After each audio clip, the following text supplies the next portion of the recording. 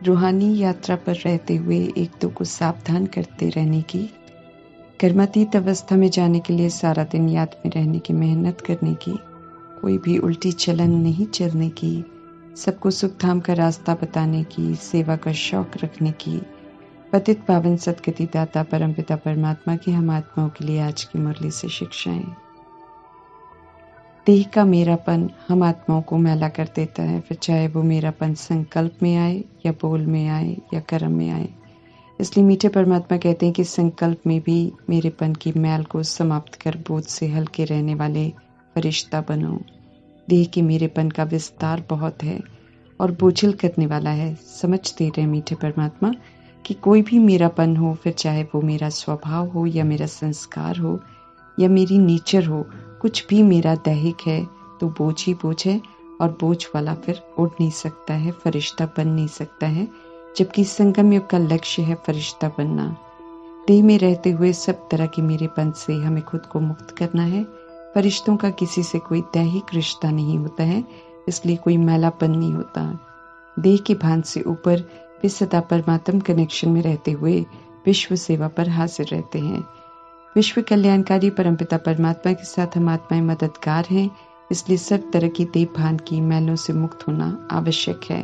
सोच में भी मेरेपन के भान ना आए, ये अटेंशन रखना है। समय है सर्व बोझों से हल्का होने का, समय है उड़ने का, इसलिए किसी भी तरह के दैहिक मैलेपन को यूज कर खुद को बोझिल नहीं करना है।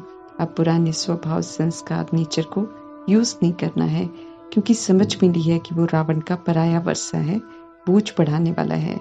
मीठे कल्याणकारी परमपिता परमात्मा कहते हैं कि जो भी बोझ है उसे बुद्धि से बाप के हवाले कर मेरेपन की मैल को समाप्त करो, क्योंकि जो भी दैहिक है वो आत्मा का है नहीं। आत्मा का सिवाय परमात्मा के और कोई नहीं है। इस सत्य को दिल से स्वीकार कर उनसे सर्व रिश्ते जोड़कर फिर से बेदाग बनना है। तो मीठे प्यारे परमात्मा यकीन दिला रहे हैं कि फरिश्ता तो बन ही जाएंगे। हर परिस्थिति मुझ आत्मा के लिए कल्याणकारी है, क्योंकि अगर वो मेरे कर्मा का रिटर्न है तो शुभ भावना शुभकामना से कर्ज उतारने का मौका देती है। अगर वो मेरा पेपर है तो मुझे आगे बढ़ाने के लिए है, परिपक्व बनने के लिए है। परिस्थितियां विपरीत होती हैं, विपरीत में ही गुणों और शक्तियों को धारण करने के मार्क्स, मेडल, सर्टिफिकेट, स्कॉलरशिप मिलते हैं। इसलिए मीठे सुप्रीम टीचर परमपिता परमात्मा समझते रहे कि हर परिस्थिति में फुल पास होने के लिए सर्व शक्तियों को प्रैक्टिकल में यूज करो तो सफलता निश्चित है। हर परिस्थिति में इस विधि से शक्तियों को यूज कर फुल पास होंगे तो मास्टर सर्वशक्तिवान के टाइटल के हकदार बनेंगे। प्रैक्टिकल सबूत देना है शक्तियों को यूज करके। परमात्मा के बने हैं, उन्हें अपना संसार बनाया है, उनसे शिक्षाएं मिल रही हैं, तो हम अनदेखा और अनसुना नहीं करना है, बल्कि ध्यान खिंचवा रहे हैं कि हमें सब अच्छे ईश्वरीय संस्कार धारण करने हैं, क्योंकि जिम्मेवारी है हम आत्माओं की पतितों को पावन बनाने की, सेवा करने की, अर्थात हर आत्मा का संबंध परमात्मा से जोड़ने की। हम अज्ञानता में जी रही आत्माओं की लाठी, हमें अज्ञानता में जी रही आत्माओं की लाठी बनना है, अर्थात सत्य से उन्हें परिचित कराकर सत्य से जोड़कर उन्हें भी प्रकाश में लाना है। याद की यात्रा पर निरंतर रहने का फरमान है परमात्मा का, क्योंकि यही यात्रा हम आत्माओं के लिए सेफ्टी का साधन है। निरंतर रहेंगे तो सदा अलर्ट रहेंगे, भूल नहीं करेंगे, कहीं भी गुमराह नहीं होंगे, माया समीप नहीं आएगी। बुद्धि का योग एक परमात्मा संग रहेगा, इसी में विजय है। जो अभी से गंभीरता से निरंतर अभ्यास कर रहे हैं वे ही अंत के समय तक रूहानी यात्रा करते रहेंगे, साक्षात्कार करते रहेंगे। बाप और वर्षा याद आता रहेगा, वैकुंठ देखते रहेंगे। बाकी यकीन रहेगा कि अभी हम प्रारब्ध पाएंगे, खुश रहेंगे।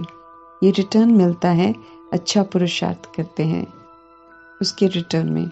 लेकिन मीठे परमात्मा अटेंशन खिंचवा रहे हैं कि अगर अच्छा पुरुषार्थ नहीं किया होगा तो फिर पछताना भी बहुत पड़ेगा, सजाओं का साक्षात्कार भी होगा।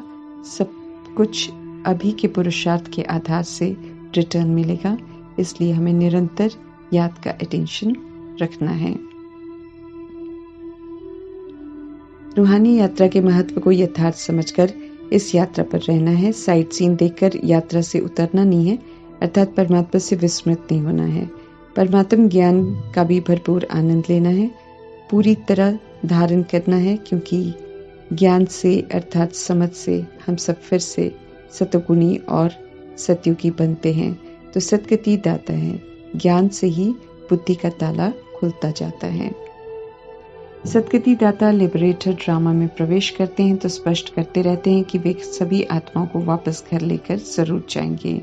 समझ देते हैं कि दिखाई दे रहा सृष्टि का विस्तार इसी तरह नहीं रहेगा, सब कुछ खत्म हो जाएगा। जो दिखाई देता है वो परिवर्तनशील है, विनाशी है।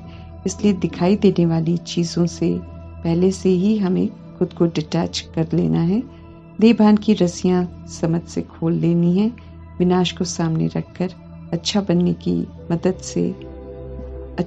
की मदद जो परमात्मा से मिल रही है वो मदद लेनी है। खुद को बंधनों से फ्री करना है। मौका सहज मिल रहा है तो सुप्रीम टीचर की शिक्षाओं को हल्का बिल्कुल नहीं लेना है। मीठे परमात्मा की नजर हम पर है तो हमें भी उनकी श्रीमत पर चलकर उनकी नजरों में रहना है।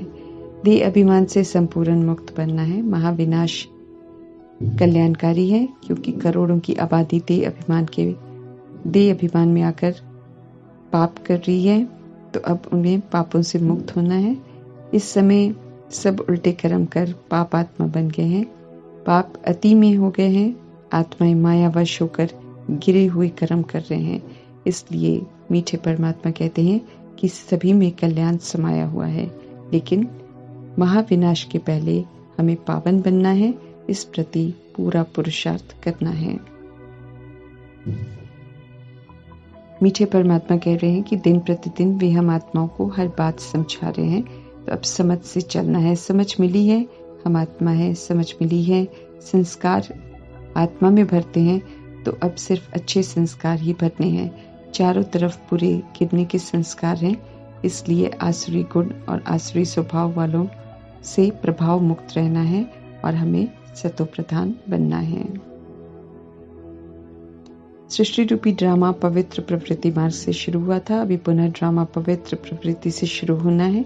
इसलिए पवित्र रहकर हमें पवित्रता की मदद करनी है। समझ मिली है कि रावण रूपी देह अभिमान और विकारों ने हमें दुखी किया है, इसलिए अब रावण को यूज नहीं करना है। एवर पूज्य परमात्मा कहते हैं कि अब पूज्य बनो, तो पूज्य बनने का पुरुषार्थ करना है। श्रीमत पर एक्यूरेट चलना अर्थात पूज्य बनना, सुप्रीम पूज्य बनना है। सृष्टि चक्र का सारा राज समझाकर मीठे परमात्मा संग रूहानी यात्रा पर रहना है। संगम युग में परमात्मा के संग ही हर सेकंड बिताना है। स्वीट होम जाने के लिए स्वीट फादर की श्रीमत पर चलकर स्वीट बनना पड़ता है। काशी कलवट खाकर हम स्वीट होम जा नहीं सकते हैं, ये परमात्मा स्पष्ट कर रहे हैं। मीठे प्यारे कल्याणकारी परमपिता परमात्मा हम आत्माओं को जो भी सुना रहे हैं वो हम फिर से 5000 वर्ष के बाद सुनेंगे। हर युग में देहधारियों से सुनना है, तो ये संगम युग का समय हमें व्यर्थ नहीं करना है। सिर्फ और सिर्फ एक परमात्मा से ही सुनना है और उनके कहे अनुसार ही चलना है। स्थायी खुशी में रहना है, समझ कर अन्य आत्माओं से शेयर जरूर करना है। अच्छी रीति समझकर अच्छा पुरुषार्थ कर सूर्यवंशी बनने का लक्ष्य रखना है और उसे पूरा करना है। रूहानी यात्रा पर रहकर कर्मातीत अवस्था बनानी है, अर्थात शरीर में रहते हुए न्यारापन का अनुभव करना है। अभी अभी शरीरधारी, अभी अभी शरीर से परे इच्छा मात्रम अविद्या की स्थिति बनानी है। कोई कर्म भोग अपनी तरफ आकर्षित नहीं करे, इसका ध्यान रखना है। कर्मों के अधीन नहीं होना है। सर्व व्यक्त आकर्षण से परे स्थिति बनानी है। सर्व बंधनों से मुक्त अवस्था बनानी है। सहारा एक अविनाशी परमात्मा हो, न व्यक्ति न वैभव न वस्तु का सहारा हो। सर्व हिसाब किताब से मुक्त अवस्था कर्मातीत अवस्था है। जहाँ तक पहुँचना है तब ईश्वरीय पढ़ाई में फुल पास होंगे। पास विद ऑनर की डिग्री प्राप्त करने के पात्र बनेंगे। पवित्र बन मुझ आत्मा को रूहानी यात्रा पर निरंतर रहने का इंटेंशन रखना है। फरमान है परमात्मा का, किसी भी परमात्म डायरेक्शन की अवज्ञा करेंगे तो पश्चाताप की कड़ी सजाओं को सहन करना पड़ेगा, कोई सुनवाई नहीं होगी। ढीला पुरुषार्थ करेंगे तो कल्प कल्प ढीला पुरुषार्थ फिक्स हो जाएगा।